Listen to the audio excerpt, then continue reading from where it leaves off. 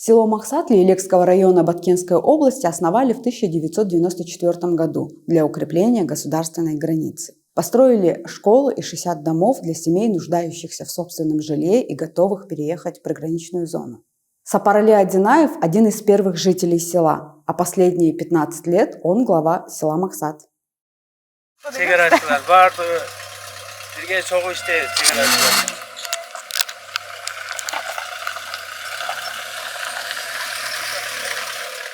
Мен өзім негізі Мурас деген айыл, мұрдағы аты Маргон айылы болған, азыр Мурас айылы болды. Ошол айылда төрөлүп өскөнмүн. 96-жылы Аскар Акаевич президент убакта өзү келип капсула таштап, өкмөт тарабынан 60 финиск үйдү курду. Андан кийин Лейлек районунан көп балалуу жашоо шарты оор үй бүлөлөргө бекер берди. Биз өзүбүз 11 тууганбыз, 5 уул, 5 кыз. Анан энемдин атыга келип, көп балалуу экенсиз деп, ушул үй мага насип кылган экен, жолдун бойдо болгон. Жителям пришлось с нуля поднимать село. Первоначально здесь были только школа и жилые дома.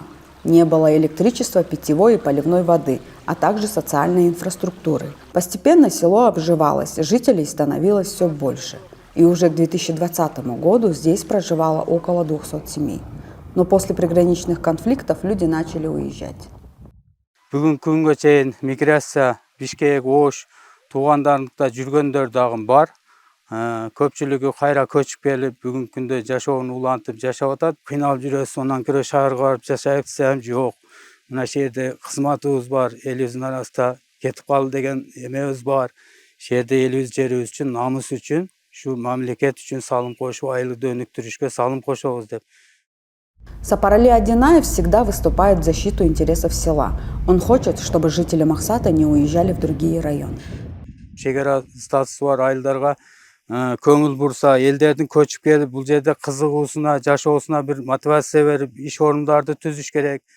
Сейчас в селе Максат есть не только электричество и вода, но и многое другое, необходимое для нормальной жизни. Здесь построили фельдшерско-акушерский пункт, школу, детский сад, участковый пункт милиции, проложили дороги.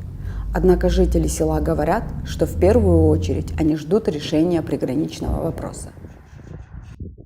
Буюрса биздин келечегибиз, айылдын келечеги чоң, үмүтүбүз чоң бул жерден. Бул жер какыраган жерде суу жок эде көчүп келгенибизде. Мына азыр суулар чыгып, айылыбыз колпуруп, мына айланып көрүп келдиңиздер бала бакча.